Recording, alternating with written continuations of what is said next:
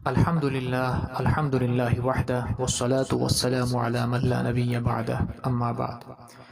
نبی کریم صلی اللہ علیہ وسلم کی ولادت سے تقریباً 600 برس پہلے حضرت عیسیٰ علیہ السلام نے آپ کی تشریف آوری کی بشارت سنائی،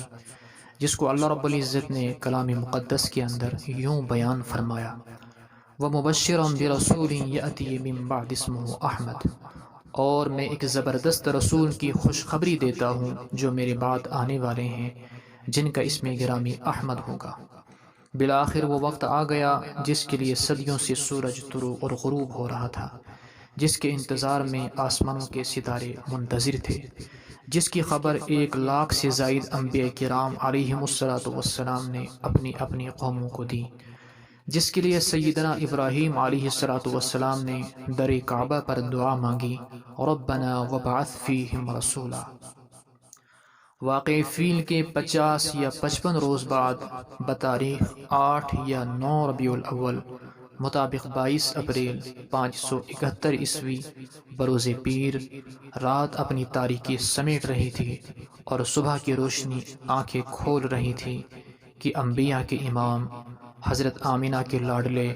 عبداللہ کی لخت جگر حضرت محمد صلی اللہ علیہ وسلم مشہور روایت کے مطابق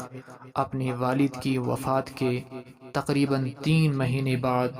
ابو طالب کے گھر جہالت کی تاریکی سے انسانیت کو نجات دلانے کا اعلان کرتے ہوئے ساری دنیا کو ہدایت کی روشنی سے منور کرنے کے لیے صبح کے وقت اس دنیا میں تشریف لائے۔ حضرت آمینہ فرماتی ہیں، اس وقت کمرے میں ایک ایسی روشنی پھیلی جس سے پورا کمرہ روشن ہو گیا۔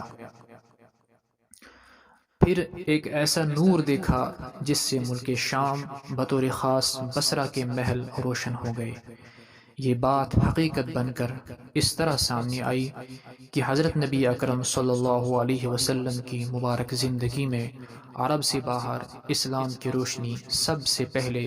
ملک شام میں اور خاص اس کے شہر بصرہ میں پہنچ گئی۔